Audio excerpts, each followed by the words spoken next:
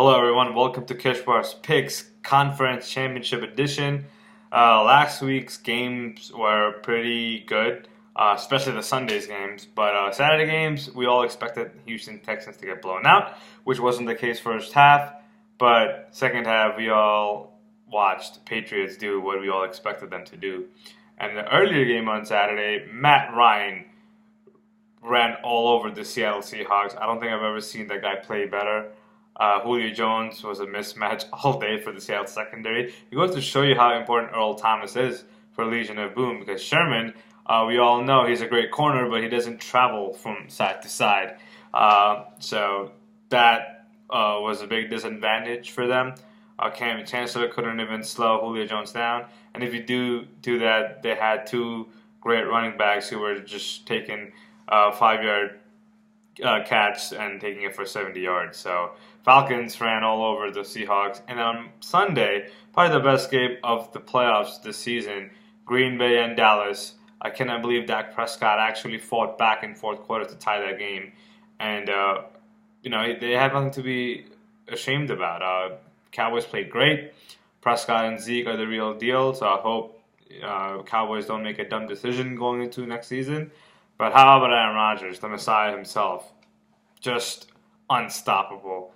Jordy Nelson was out for the game, and I don't think he even knew Jordy Nelson was out. He was just throwing it to whoever was getting open. That pass to Jared Cook on the sideline, it's a good play. But the play before that, when he got blindsided by the defender from Cowboys and did not fumble, only had one hand on the ball, that's just remarkable.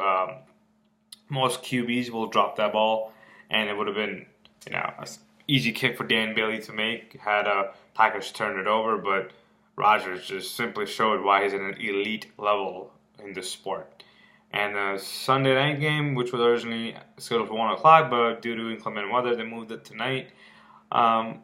Kansas City Chiefs offense didn't show up. Their defense was playing great, held them to 6 field goals. The defense didn't allow any touchdown. But Alex Smith, this was his opportunity to show that he's actually a pretty decent quarterback. But that last drive when Kansas City actually scored a touchdown and went for 7 minutes in fourth quarter, that's just not acceptable.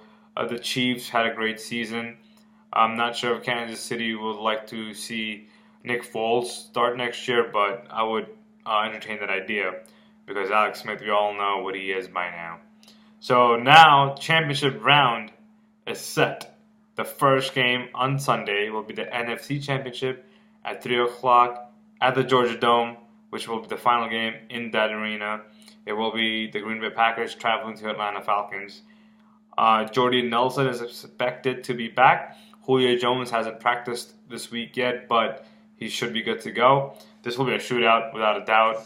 Matchup of two great quarterbacks. Well, Rodgers has always been great. Matt Ryan has been playing at an elite level this season. He will probably win the MVP award. I expect this game to be in the 30 or 40 range for both teams. There won't be any defense in this game. Maybe Matthews Peppers and Vic Beasley will try to make some noise, but they will be forgotten all game long.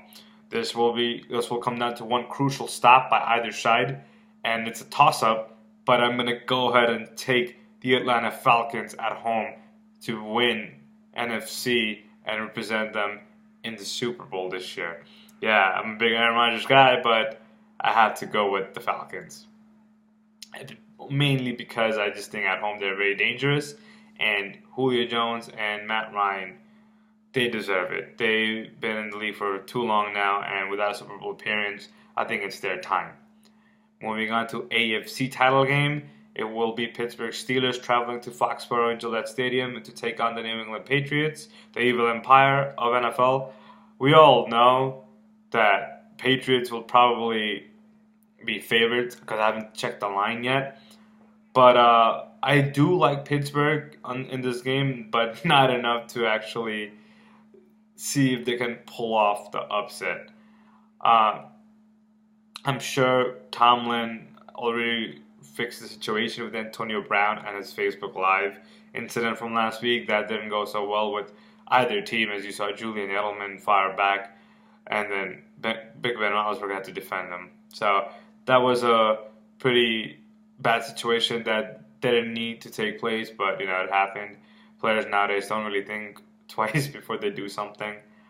So, with all that being said, it's crazy to think that this is the second meeting only between Tom Brady and Ben Roethlisberger in the playoffs. Consider them two, along with Peyton Manning and Joe Flacco for 1 year, has represented the AFC in Super Bowl for the last 13 plus years.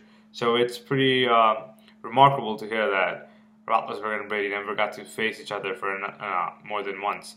The only time they faced each other, it was Roethlisberger's rookie year when Pittsburgh Steelers won 15-1, and Big Ben was on a winning streak up until that AFC title game when they lost. So I'm sure he will have that in back of his mind.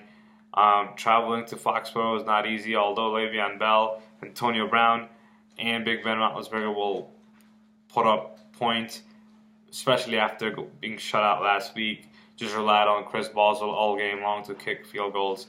So I expect them to put up a big fight against the Patriots.